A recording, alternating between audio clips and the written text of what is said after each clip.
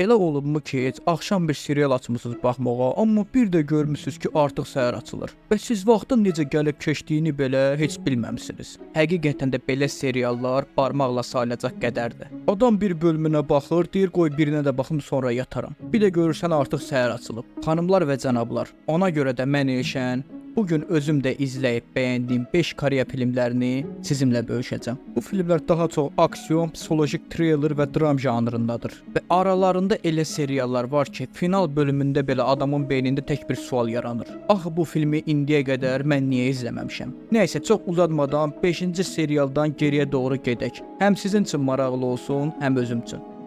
A Week Hero Class. Sakit, heç kimlə işi olmayan, mərifətli, qanacaqlı bir tələbə. Nə qədər məktəbli zorbalardan uzaq durmağa çalışsa da, zorbalar ondan uzaq durmaq istəmir. Əksinə onu sıxışdırmağa başlayır. Və bir an gəlir ki, oğlanın səpir kəsəsi daşır. Elə bundan sonra da onun içindən elə bir ki, soyuqqanlı ölüm maşını çıxır. Bu serial bizə bir şey göstərir. Ağılla biləyinin gücünü birləşdirəndə heç kim səni aşa bilməz. Gənclik tərzində həm psixoloji, həm döyüş səhnələri ilə dolu bir film istəyənlər üçün əla bir seçimdir. Və bəli, bu uşaq artıq zəif bir uşaq deyil. 4-cü filmimiz Mouse. Təsəvvür et ki, Bakıda 20 il əvvəl baş verən bəzi cinayətlər yenidən eyni tərzdə təkrarlanmağa başlayır. Bu manyak kimdirsə, o qacadır, bu qadındır demədən öldürməyə davam edir. Bütün kriminalistlər və detektivlər mat-məətəl qalıblar. Çünki bu serialı qatilin şübhəlisi hal-hazırda həbsdədir.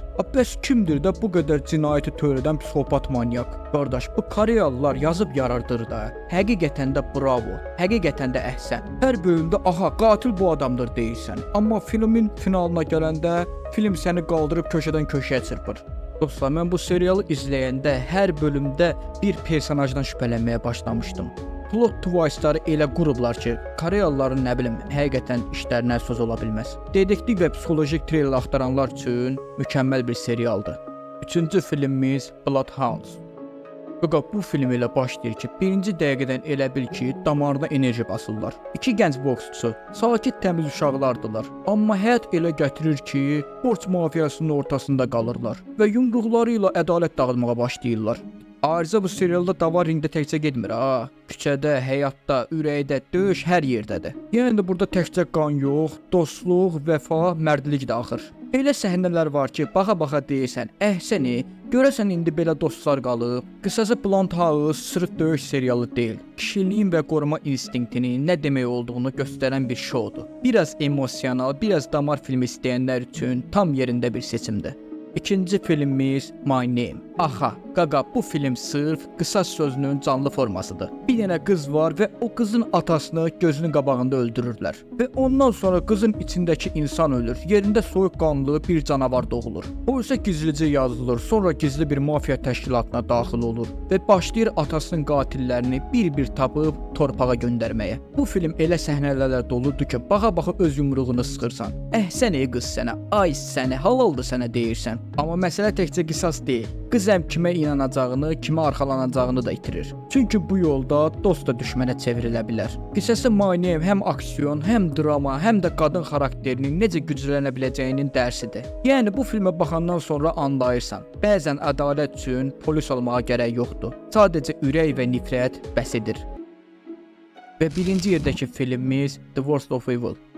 Atası narkoman olan, amma bütün əzab-əziyyətə baxmayaraq polis olmağa bacaran bir oğlana günlərin bir günü gizli bir tapşırıq verilir. Beləcə bu polis böyük bir narkotik şəbəkəsinin ürəyinə sızır. Amma məsələ tək bununla bitmir. Çünki onun ürəyi də polisdir. Yəni həyat yoldaşı da onun kimi bir polisdir. Və ən əsası bu mafiya lideri onun arvadının köhnə sevgilisidir. Burada artıq kim yaxşıdır, kim pisdir, heç nə bilinmir. Elə səhnələr var ki, baxa-baxa nəfəsini tutursan. Çünki hər baxışın, hər zərbənin arxasında bir xəyanət gizlidir. Bu film təkcə aksiyon deyil, dostluğun, güvənin və insan içindəki qaranlıq nöqtələrin üz-üzə gəldiyi bir yerdir. Finalda isə sadəcə səssizdə qalırsan. Çünki bəzi sonluqlar tamamlanmır. sənin içində boşluq hissi buraxır. Qısası The Worst of Evil adını tam doğruldan bir serialdır. Buradakı pislik sadəcə bir hərəkət deyil, yaşama tərzidir. Dostlar, belə bugünlük də bu qədər. Əgər bu tərzdə daha çox 5 seriala və filmin tövsiyəsini eşitmək istəyirsinizsə və ya